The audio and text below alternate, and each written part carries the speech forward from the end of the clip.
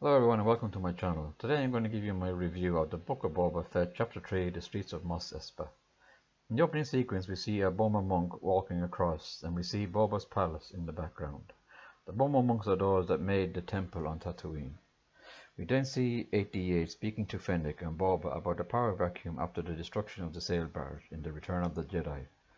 He said under Bib's takeover he divided the Mos Espa between three families, the Trandosians, Aquilish, and the Klatooinians.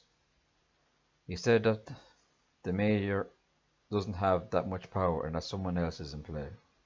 The Gamorrean guard appears and has with him Rotha Peel, a water manager from the workers' district. He tells Boba that no one respects him. Since he killed Bib Fortuna, the streets have fallen into chaos. He tells Boba that a street gang has been stealing water from him. The gang is half man, half machine. They modify their bodies with droid parts. He promises to double his tribute if he gets rid of the gang.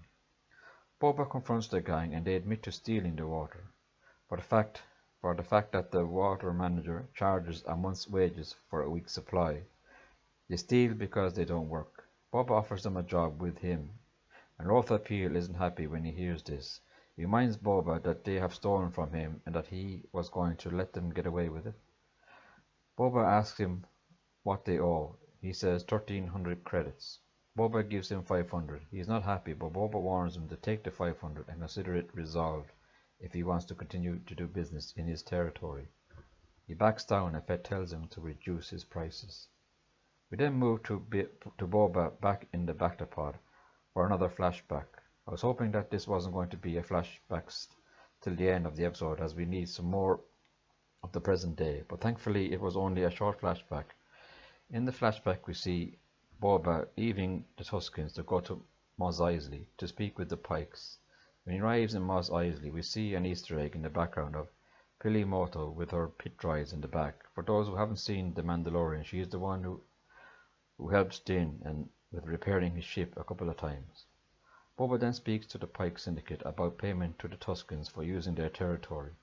The Pikes said that Obadiah are unwilling to pay more than one party. He said that one party has already collected the payment on behalf of the Kintan Striders. Boba tells him that he doesn't have to pay the Nikto gang as the Tuskens outnumber them. The Pikes said that they are willing to pay either party, but not both. Boba said to him that he will resolve this matter and leaves. When Boba returns to the camp, he finds all the Tuskens are killed. He sees the same graffiti that the Nikto gang had left with the moisture farmer in the previous episodes. He burns the Tuskens' bodies. The scene then returns to Boba in the Bactapod, and we find the pod doors forced open and Black Chrysanthemum forcibly removes Boba from the tank, where both he and Boba fight a brutal fight. Where Black Chrysanthemum flings Boba across the room, he then starts to squeeze the life out of Boba when the Scooby gang arrives and attack Black Chrysanthemum along with the Gamorrean guards, leaving one of the guards injured.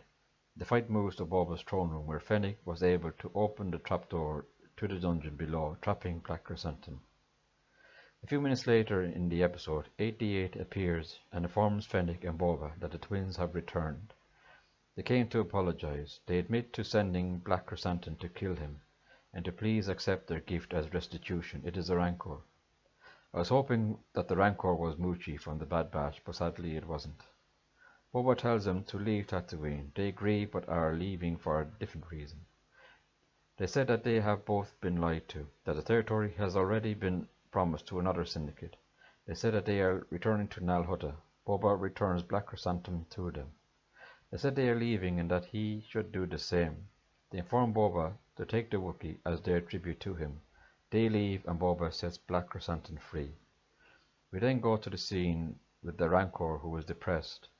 The Rancor Keeper said that Rancors are emotionally complex creatures. We learn that the Rancor is a calf. The Rancor Keeper removes the blinders from the Rancor as he asks Boba to stand in front of the animal, as it needs to have his image imprinted on him so he can be faithful to its new owner. He informs Boba that the witches of Dathomir used to ride him through forests and fens.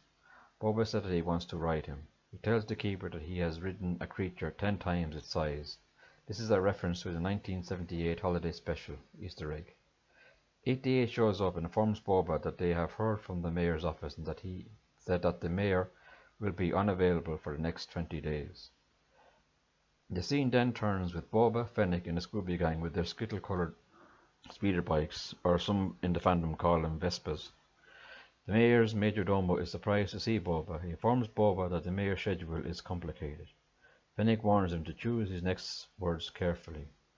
He then says that he may be able to rearrange some appointments and leaves into the mayor's office and locks the door. Boba and Fennec force open the door and find it empty.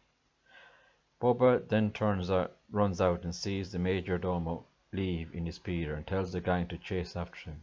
They speed through the city chasing after him, nearly hitting a protocol bride, astromech droid, pit droid, and a couple of members of the Cantina band. They all cause chaos in the streets as they chase the majordomo. Sophie Thatcher's character crash lands on top of the majordomo speeder, crashes into multiple fruit stands, stopping after hitting a stand with Miller runs. I was half expecting to hear someone cry, "My cabbages." Those who have watched Avatar: The Last Airbender would understand that reference, and I would recommend watching it, as this is quite a good series. Boba then flies down and confronts the majordomo. He tells Boba that the mayor is with the Pikes and that he is gone and is working for the Pikes. Next scene, we see a Starliner landing at the spaceport. We see one of the Starliners already landed and over a dozen Pike leave the ship. One of Boba's biker gang sees them and informs Boba and Fennec. Fennec turns to Boba and says that this is just the first wave and they are going to war. Boba turns to her and says, "Then we shall be ready." The episode ends. Overall, I like this episode. We only had one flashback, and most of the episode was set in the present day. I would have given it, like the previous two episodes, a 9 out of 10, except for one gripe I have. That is the Fast and the Furious Scooby Gang skittle-coloured Vespa bike chase. Or should I say, lack of speed. My Grand's mobility scooter could move quicker. Considering there is no water on Tatooine, unless you farm it, how is it that their bikes are so clean, considering that in the Outer Rim most vehicles would not be in such good condition? They look too new. I wouldn't be surprised if they get those speeders from Hasbro quicker than the Blurgs. Come on Hasbro, give us some Blurgs, the demand is there. I mean, those speeder bikes are like Ladas compared to the Ferrari ones we've seen in the Return of the Jedi. Come on Lucasfilm, you can do better than that. Overall, I give this episode an 8 out of 10. Looking forward to Chapter 4 this Wednesday. Hopefully Boba will pay the Scooby Gang and they will get better speeder bikes. Power Rangers, go! That's it for this week. Please like and subscribe to my channel. And until the next time, may the Force be with you.